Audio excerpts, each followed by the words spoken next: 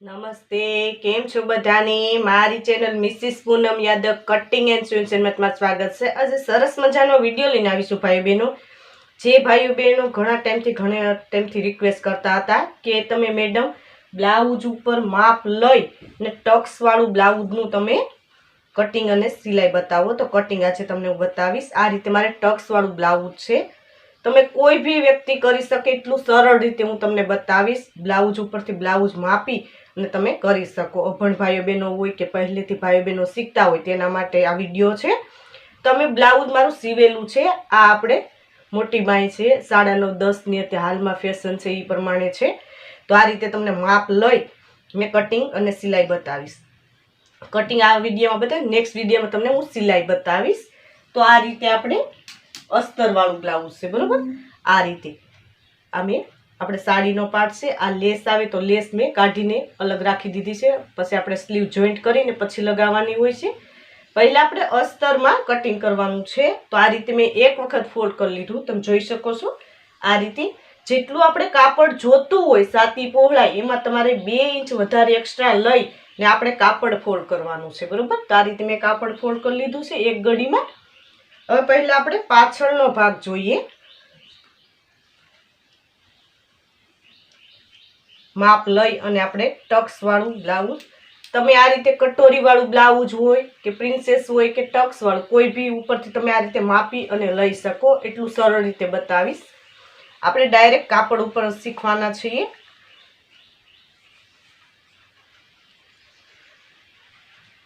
હવે છે આપણે 14, તો આપણે 15 ઇંચ લંબાઈ લેવાની. મારા બ્લાઉઝમાં 14 ઇંચ આવે તો 15 ઇંચ એક માર્કિંગ કરી લઈએ.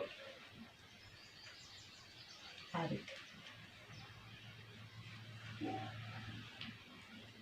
આ રીતે 15 ઇંચ માર્કિંગ કરી લીધું. હવે આપણે શોલ્ડર માપી લઈએ. તો આ રીતે આપણે પહેલા બ્લાઉઝમાં આવ્યું કોઈ કે ગાજ બટન આ રીતે ફિટ કરી દેવાના. પછી આપણે એટલેથી એટલે સુધી આપણે શોલ્ડર કહેવામાં આવે છે. જે સ્લીવ જોઈન્ટ કરેલી છે ત્યાંથી એટલે સુધી આવે છે 11. આપણે નોર્મલ રીતે ખેંચવાનું, બહુ ખેંચવાનું નહીં. આવે છે 11. તો આપણે 5.5 લેવાનું.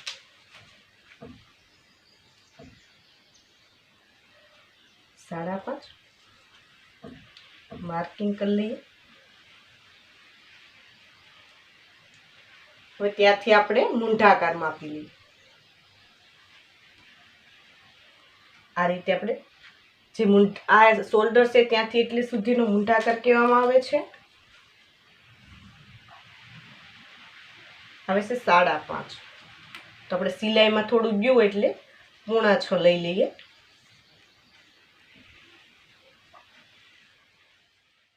આ રીતે આપણે 6.5 એ માર્કિંગ કરી લીધું છે. હવે આપણે સાતી પહોળાઈ માપવાની છે.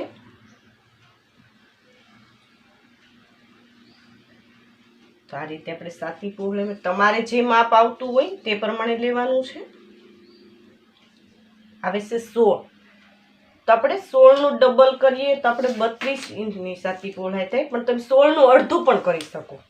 તમારે 16 નું અડધું એટલે 8 લેવાનું, બરોબર. આખી તમારે પ્રત્યક્ષ માપમાં આખું આપણી સાતી પહોળાઈ તો 1/4 ભાગ. આ રીતે આપણે પ્રોડક્ટ માપમાં લેતા હોય તો તમે અડધો ભાગ પણ લઈ આવો. 16 નું અડધું આપણે 8 લઈ શકીએ, બરોબર. 1/4 ભાગ લ્યો તો 8 જ આવે. બીજો ભાગ કરો તો 8 જ આવે, બરોબર. અંતે બધું સરખું જ છે. આ રીતે 8 માર્કિંગ કરી લઈએ. 2 ઇંચ આપણે સિલાઈ માટે. આમાં તમે 1.5 લઈ શકો, 2 લઈ શકો. તમારી પસંદગી ઉપર હોય છે આ બધું. સિલાઈ માટેનું એક્સ્ટ્રા ઉમેરવા માટે. હવે આપણે કમર માપી લઈએ. તો હવે છે 14. તો આપણે 28 ની કમર થઈ, બરોબર. તો 28 નો 1/4 ભાગ કરો, તમે 14 નો બીજો ભાગ કરો તો 7. તો 7 એક માર્કિંગ કરી લઈએ. 1 ઇંચ આપણે પાછળ ટક્સ માટે ને 2 ઇંચ આપણે સિલાઈ માટે. આ રીતે આપણું બધું માર્કિંગ થઈ ગયું. હવે આપણે માર્કિંગને જોઈન્ટ કરી લઈએ.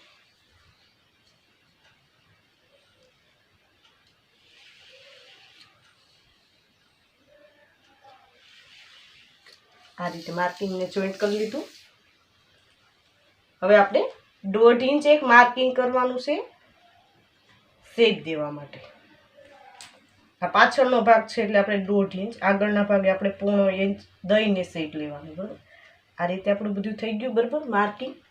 હવે આપણે પાછળનું ગળું જોઈ લઈએ. પાછળનું ગળું આ રીતે માપી શકો અથવા આમ પણ તમે લઈને માર્કિંગ કરી શકો. આ રીતે પણ તમે લઈ શકો. આ રીતે રાખી દેવાનું. 1/2 ઇંચ અહીંયા છોડી દેવાનું ને 1/2 ઇંચ આપણે અહીંયા એ રીતે રાખી અથવા તમે મેઝર ટેપથી માપી આ રીતે ને પણ લઈ શકો. 4 છે એટલે 4.5 રાખવાનું. સિલાઈમાં અડધું અડધું. બરાબર, 4.5 આવી ગયું પૂરેપૂરું. આ રીતે રાખી દેવાનું.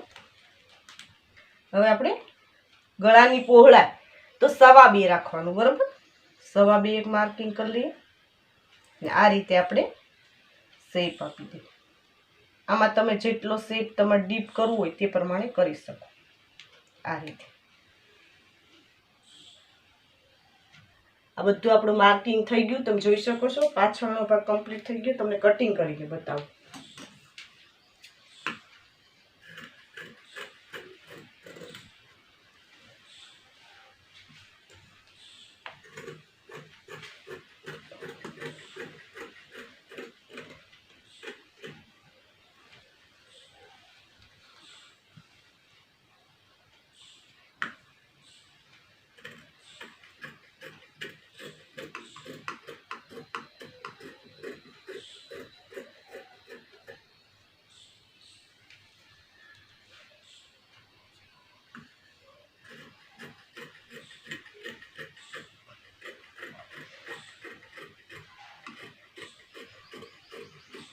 આ રીતે આપણો પાછળનો ભાગ કમ્પ્લીટ થઈ ગયો છે. તમે જોઈ શકો છો સુંદર મજાનો. હવે આપણે જોઈ લઈએ આગળનો ભાગ. તો આગળના ભાગમાં આપણે જે આ ગળીવાળો ભાગ છે તે જ એ પ્રમાણે લેવાનું છે. આ એક વખત ગળીમાં છે કાપડ, આ ભાગ આપણે અહીંયા રાખી દેવાનો છે આ રીતે. બરોબર, આ રીતે આપણે આ ગળીવાળો ભાગ છે તો આ ગળીવાળા ભાગે રાખી દીધો, પાછળનો ભાગ રાખી દીધો. હવે આગળના ભાગમાં આપણે 1 ઇંચ વધારે લેવાનું છે. 1 ઇંચ એટલા માટે કે આપણે જે યોગ આવશે નીચેનો એમાં આપણે સિલાઈ લેવા માટે ને ટક્સ લેવા માટે, એટલે આપણે 1 ઇંચ વધારે લેવાનું. આપણે લઈ લઈએ 16.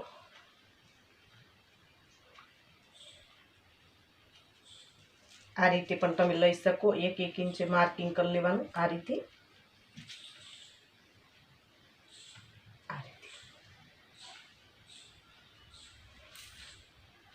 તમે જે કાપડ રાખો છો તે પ્રમાણે તમારે ટોક્સ અને સિલાઈમાં ઉમેરી લેવાનું, તો વધઘટ ક્યારેય નહીં થાય. બરોબર, હવે બધું આપણે માર્કિંગ કરી લઈએ. આપણે જેમ છે તે પ્રમાણે આપણે માર્કિંગ કરી લઈએ. પહેલા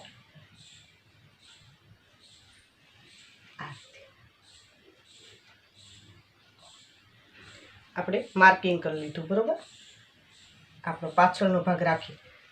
હવે આપણે આગળના ભાગમાં આગળનો ભાગ છે એટલે આપણે શેપ દેવા માટે પહેલા આ રીતે ચોરસ કરી લઈએ. પછી આપણે 1.5 લઈ ને એક આપણે શેપ દઈ દઈએ. આ રીતે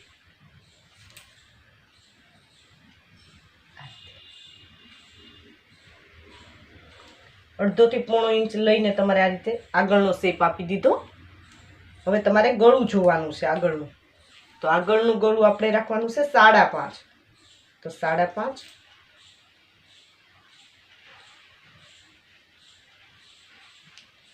આમાં તમે માપીને પણ લઈ શકો.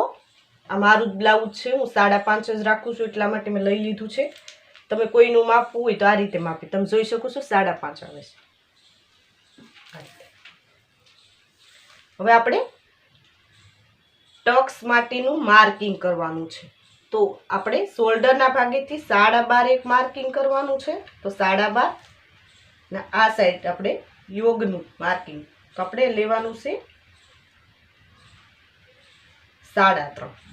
તો 3.5 ને અહીંયાથી આપણે લઈએ 3. તો 3 આ રીતે આપણે માર્કિંગ કરવાનું છે. અહીંથી મેં 3.5 લીધા, આ 12.5 લીધા ને 3. આ રીતે આપણે નીચેના યોગનું માર્કિંગ કરી લઈએ. આ રીતે જોઈ શકો છો.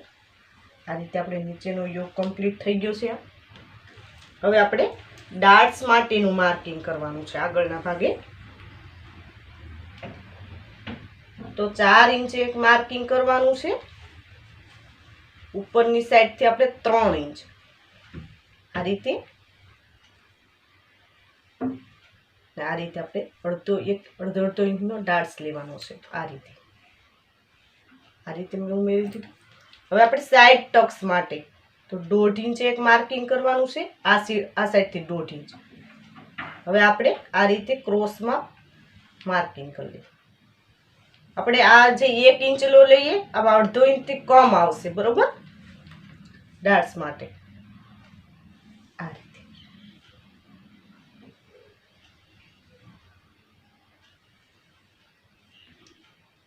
આપણે ત્રણેય ડાર્ટ્સનું માર્કિંગ કરી લીધું. હવે આપણે એક અહીંયા મૂંઢાકારે ડાર્ટ્સ આવે તો આપણે અહીંથી આપણે ક્રોસમાં 3.25 એક માર્કિંગ કરવાનું છે. આ રીતે આ ત્રણેય આપણે ડાર્ટ્સ સરખા આવશે. અડધો ઇંચથી કમ આપણે નાના નાના ડાર્ટ્સ લેવાના છે, બરોબર. તો એ પ્રમાણે લેવાનું છે.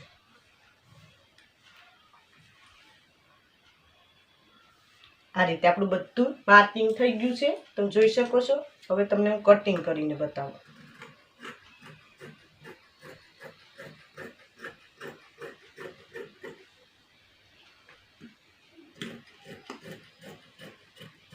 કોઈ બી બ્લાઉઝ હોય તમે આ રીતના મેં ડાર્ટ્સના માર્કિંગ બતાવ્યા એ રીતે જ કરવાનું હોય છે. કોઈ બી સાઇઝનું હોય, બરોબર. જે માર્કિંગ કર્યું એ પ્રમાણે બતાવવાનું છે. આમાં જે ડાર્ટ્સ વાળું જ છે પણ મેં તમને એમને બતાવ્યું એટલા માટે કે કટોરી ઉપરથી લ્યો અથવા પ્રિન્સેસ કટમાં લ્યો તો કોઈ બીમાં તમે આ રીતે લઈ શકો. ફક્ત તમારે લંબાઈ ને પહોળાઈ માપી અને પછી મેં બતાવ્યું તે પ્રમાણે આપણે ટક્સનું માર્કિંગ કરવાનું.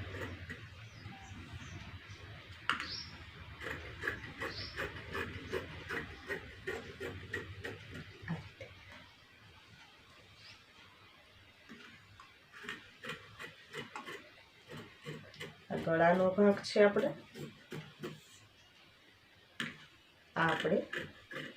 નીચેનો યોગ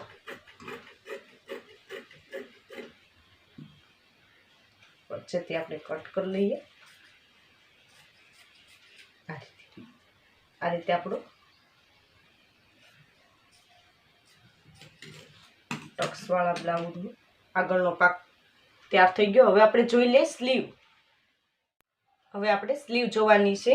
તો એક વખત મેં કાપડને ગળીમાં રાખી દીધું. એ રીતે આપણે 2 ગળી એટલે આપણે 4 પાર્ટ થવા જોઈએ. આ રીતે 2 ને 2 4. આ રીતે આપણે કાપડને ફોલ્ડ કરી લેવાનું છે. હવે આપણે આ બ્લાઉઝમાં આપણે સ્લીવનું માપ લઈ લઈએ. લંબાઈ ને મોરીની પહોળાઈ આ રીતે હવે છે 9.5 મોરીની પહોળાઈ તો 4.5. આ રીતે આપણે લંબાઈ ને પહોળાઈ માપી લીધી.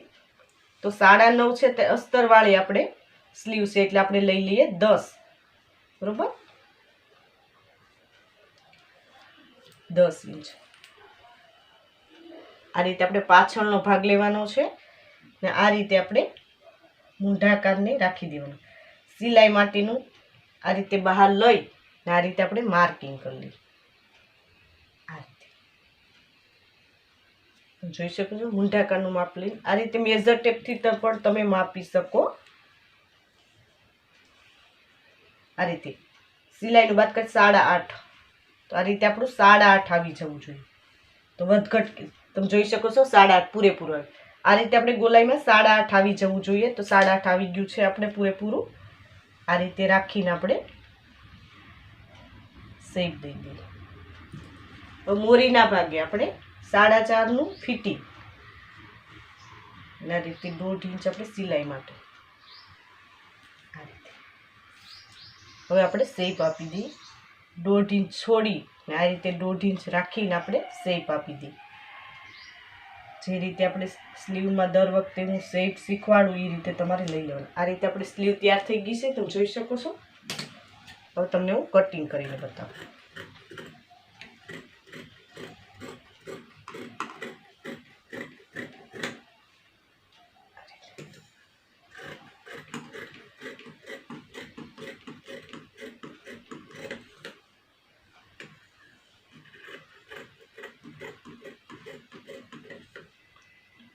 આ રીતે આપણી બંને સ્લીવ તૈયાર થઈ ગઈ છે.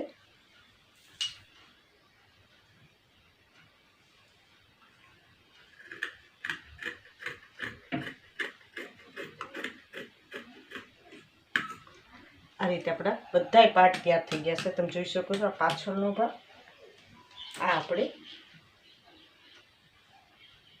આગળનો ભાગ. હવે આપણે કેવી રીતના અસ્તરમાં રાખવાનું કટિંગ કરવું તે સમજાવું. તમે જોઈ શકો છો મેં કેવી રીતના બધાય પાર્ટને ગોઠવી લીધા છે આપણા સાડીના બ્લાઉઝમાં.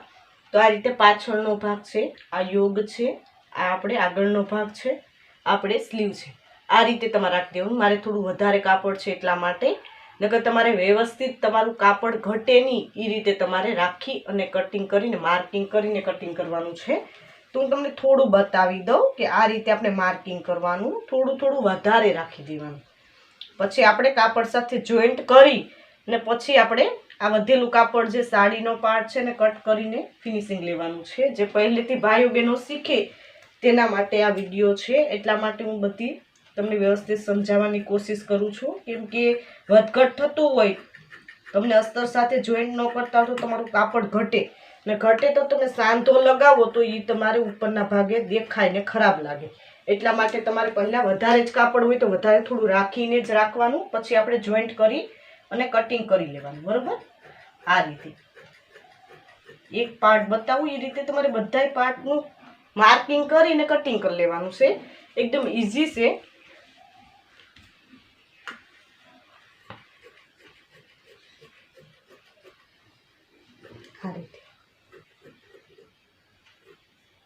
આ રીતે મેં એક પાર્ટ બતાવી દીધો તમને પાછળનો. એ જ રીતે આપણે બધાય પાર્ટનું કટિંગ કરવાનું છે. તો કટિંગ કરી લઉં છું.